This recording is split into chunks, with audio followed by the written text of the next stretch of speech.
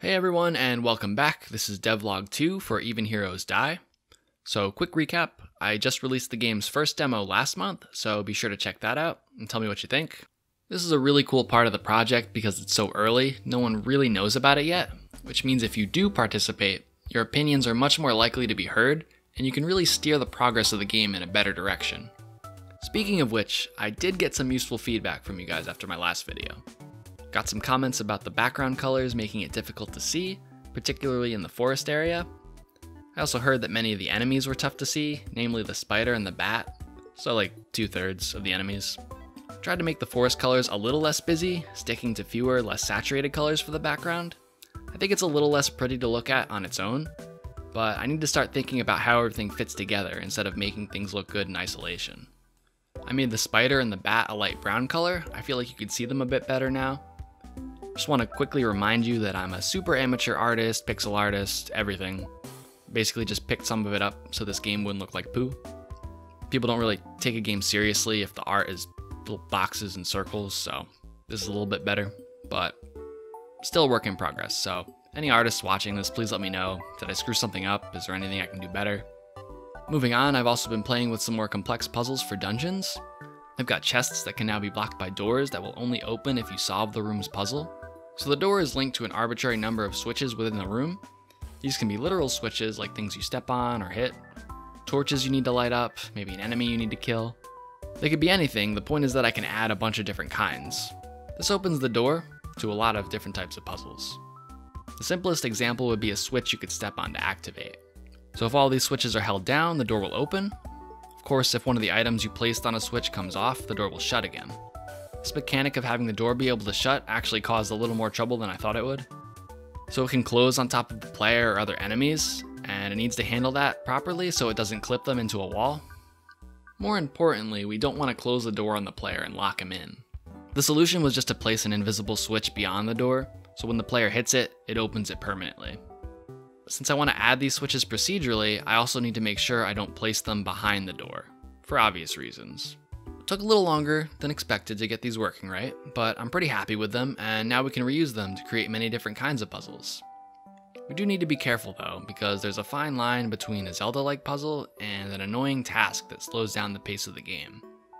Without the right balance and variety, these puzzles will get really old really quick. By randomizing certain aspects of these puzzles, I think I can keep putting the player in interesting situations. Even just a simple hold down the switch puzzle can have a lot of different solutions based on the tools you're given to work with. Maybe you need to kill an enemy and hold down the switch with their skull. Maybe you need to find a specific power-up that will help you do the job.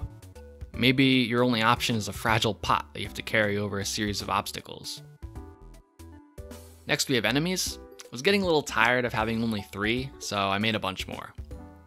I'm going for about 5 unique enemies per area right now, and then once we have time we can go back and add some more. But for now, this should be enough to give us some more variety.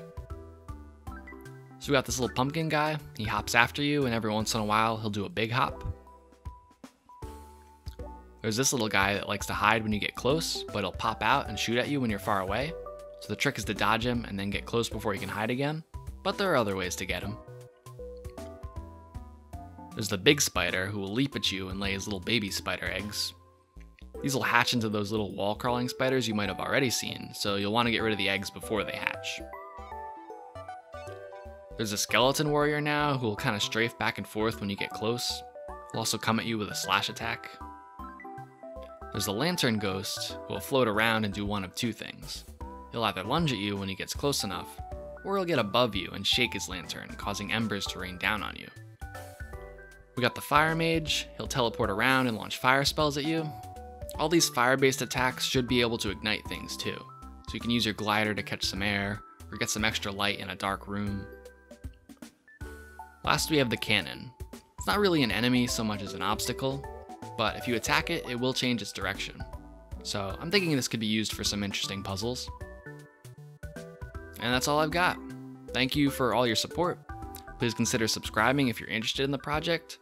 Share it with your friends, anyone you think that might be interested. This is pretty exciting for me. I feel like the project has really been getting a lot of momentum recently.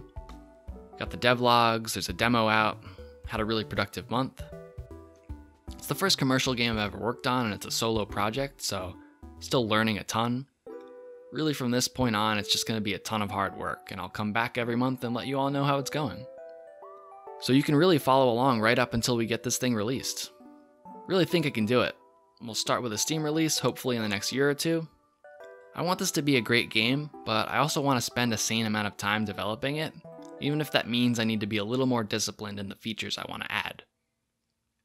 So yeah, that's that. Thanks for watching, and until next time.